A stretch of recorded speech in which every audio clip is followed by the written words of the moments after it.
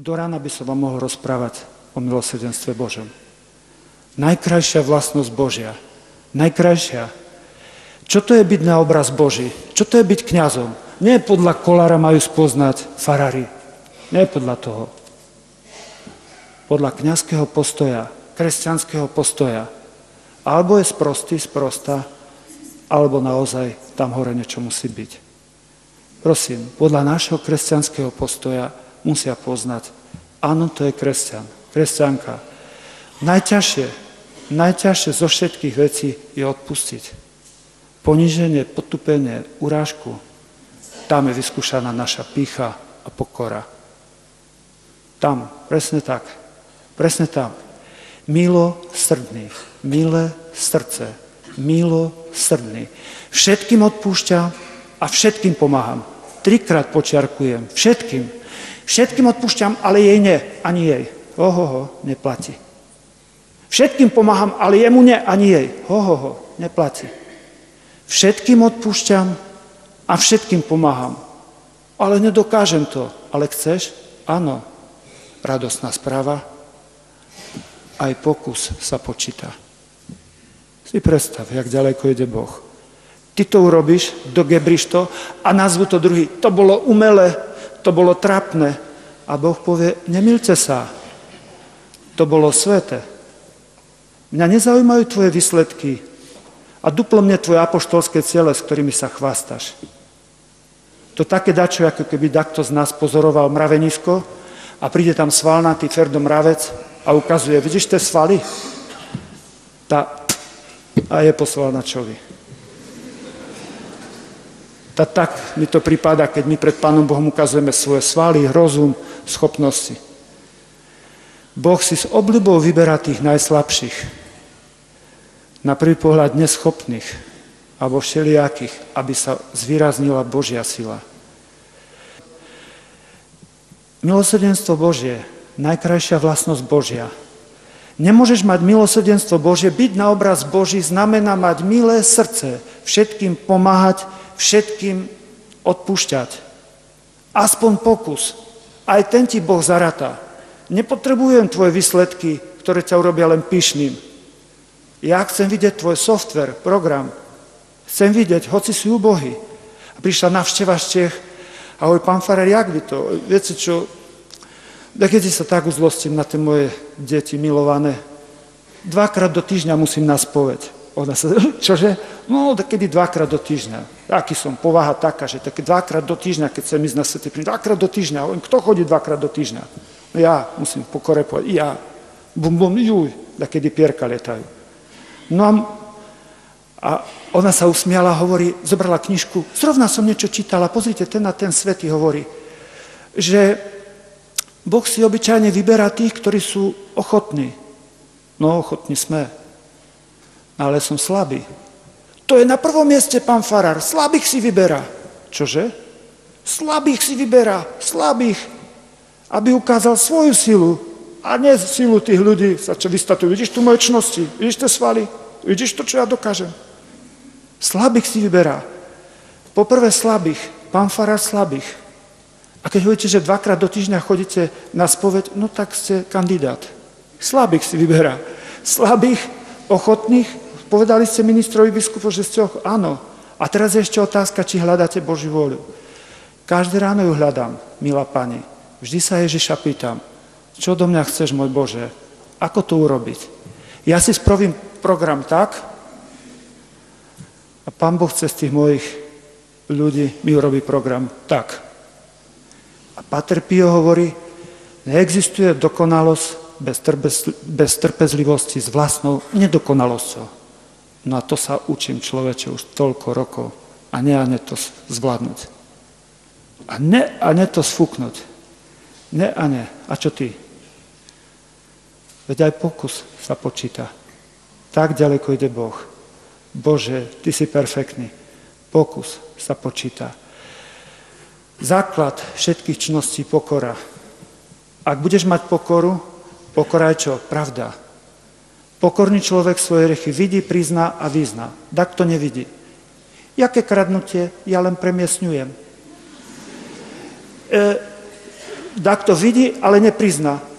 Pán farár, ja som bol v závode a som si rozbalil tašku, jedol som 10 a to ložisko na traktor samo skočilo do tašky.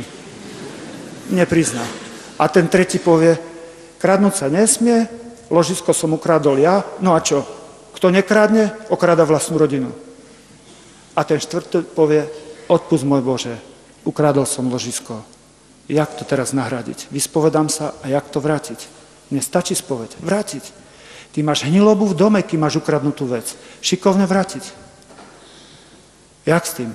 Pokora je základ. Pokora je pravda. Byť pravdivý pred Bohom. Som zlodej, odpusť mi Bože, chcem to opraviť. Som alkoholik, narkoman, nemravník, gambler, feťak. Toto sú pruserári, ale sympatiaci. To sú ľudia pokorní. Pokora ťa privedie k čistote. Pokorný človek totiž to potrebuje Boha. Priťahuje ho. To je magnet na Ducha Svätého. A Boh nevstúpi do tvojho srdca, kým ho nevyčistí. On ho vyčistí, bude ťa to štípať, septonexom zastrieka, aj budeš podskakovať. Ale prvé ti vyčistí srdce. Vidíš, pokora ťa privedie k čistote a čisté srdce nie je srdce prázdne. Čisté srdce je srdce plné Boha. A Boh je, svätý Ján hovorí celú teológiu, čo my už len farári komplikujeme, jednou vetou, Boh je láska. Tam je celá teológia, my to už len komplikujeme. Prosím pekne, Boh je láska, čiže pokorné srdce sa očistí a očistené srdce pritiahne Boha, máš v srdci lásku a ak opakuješ skutky lásky, máš milé srdce, si milosrdný. To je 4-guličkový ruženec, ktorý učí mojich chlapcov sa modliť. Len 4 guličky, chlapci, ten je parádny, krátky. Môžeš sa chytiť hoci ktoré guličky a cez deň sa modliť, koľko chceš. Keď sa chytíš pokory, privedie ťa k čistote, čistota ťa privedie k láske, láska k milosrdenstvu a milosrdenstvo zas k pokore. A tak hoci čoho sa chytíš. Chytíš sa lásky k milosrdenstvu a milosrdenstvo pokore. Chytíš sa pokory v čistote, chytíš sa čistoty k láske. A tak ti pekne točí. A viete, čo spája tie zrnka? Utrpenie, bolesť, znesenie, potupy, poníženia. Tie spája. A keď bude čím viac otočíš tie zrnka, tým si svätejší. Otáčaj tie zrnka, otáčaj. A kde začíname pri pokore? A jak to, keď chcem začať pri pokore? No pozri, Duch Svätý čaká a klope. Ak otvoríš, ak sa stretneš naozaj s Ježišom, Duch Svätý vôjde do tej 13. komnaty, tam, kde nikoho nepúšťaš, ani manželku, ani brata, sestru, tam sa dotkne a zrobí akú zmenu. Ak sa naozaj stretneš s Ježišom, ak mu otvoríš svoje srdce, ak povieš, chcem, môj Bože, zmeniť, len neviem sa zmeniť, Duch Svätý sa ťa dotkne a v tú ránu takýto človek, ktorého sa dotkol Duch Svätý, nech by bol akýkoľvek hriešnik, naraz badá svoje hriechy, ktoré doteraz nevidel. To je známkou toho, že sa ho dotkol Duch Svätý. Zatúži túžbu zbaviť sa tých hriechov. A dostane milosť naozaj sa ich zbaviť. To je známka, že sa stretol s Duchom Svätým, že sa otvoril Bohu. To sa nedá skryť. Navonok sa to prejaví. A navonok sa prejaví taký človek aj službou. Panna Mária hovorí, hľa služobnica Pána. Ak sa stretla s Bohom alebo zástupcom Božím, s anielom, hľa služobnica Pána. A kde začalo peklo? Otoč naopak. Non serviam. Nebudem slúžiť. Tu začalo peklo. Nebudem slúžiť. Budem slúžiť. Hľa služobnica Pána. To ťa prezradí. A ak ty urobíš prvý krok v 13. komnate, tam vo vnútri, chcem sa vrátiť, pôjdem k Otcovi, budem mu slúžiť. To je znak toho, že robíš naozaj pokánie. Že chceš slúžiť. Nie panovať, slúžiť. Ak urobíš prvý krok v tej 13. komnate, to rozhodnutie, nebeský Otec ti pôjde naproti, jak tomu marnotratnému synovi. Pán farár, všetko môžem odpustiť svojmu mužovi, ale nemôžem zabudnúť. A ten kňaz starší hovorí, pomsta šľachetného človeka odpustiť a zabudnúť. To sa nedá zabudnúť. Ale môžete urobiť tak, ako keby ste zabudli. Aj Boh tak robí. Nepovie ti, ale pamätáš, odpúšťam ti, ale pamätáš tú spoveď pred 20 rokov? Pamätáš? No pamätáš? Boh nepamätá. Presnejšie robí, ako keby nepamätal. A kňaz praví tak, Kristus spálí v tú ránu všetky hriechy, ktoré ty priznáš. Keď mi povedia 2-3 hriechy a teraz po 4-5 rokoch, keď ide na spoveď, viete, že som taký, potom ja vám pomôžem, milá páni, ideme ešte raz a zo 4 hriechov je 44. Hovorí, pre pána Jana, hej, pán farár, ja som hriešná. A ste pokorená. Hovorím, tak čo, priznávate tie? Hej, všetko, vynikajúco. Pozrite, keby ste priznali len tie, čo by bolo s tými? Hnili by vo vašej duši. Ak priznáte všetko to, čo farár vám pomohol, ak to priznáte a farár dá rozhrešenie, v tú ránu Kristus všetko toto spálí. Všetko spálí. Boh miluje pokorných ľudí. Nebo je plné pruserárov. Naučte sa modliť ruženec, štvorguličkový. Pre chlapov je to maličko, to je fajný. Štvorguličkový. Pokora, čistota, láska, milosrdenstvo. Toč to dookola. Povieš, no, farár, jaký malo význam toho, čo si zaopatril toho v lese, keď ťa kopnul jeho kompan do zadnej časti. Má to jaký význam? Ja som poľnohospodár, môžem po poľnohospodársky povedať. To ako keby si stromček prihnojil. A čo sa tým stane? Stromček sa vylepší. Bude mať viac ovocia, kvalitnejšieho. Keď ťa potupia, ponížia a ty odpustíš, prejavuješ v praxi milosrdenstvo, prosím, skvalitneš sa, vstupneš na cene. A to je byť na obraz Boží. Najdokonalejšie napodobnila Ježiša Panna Mária.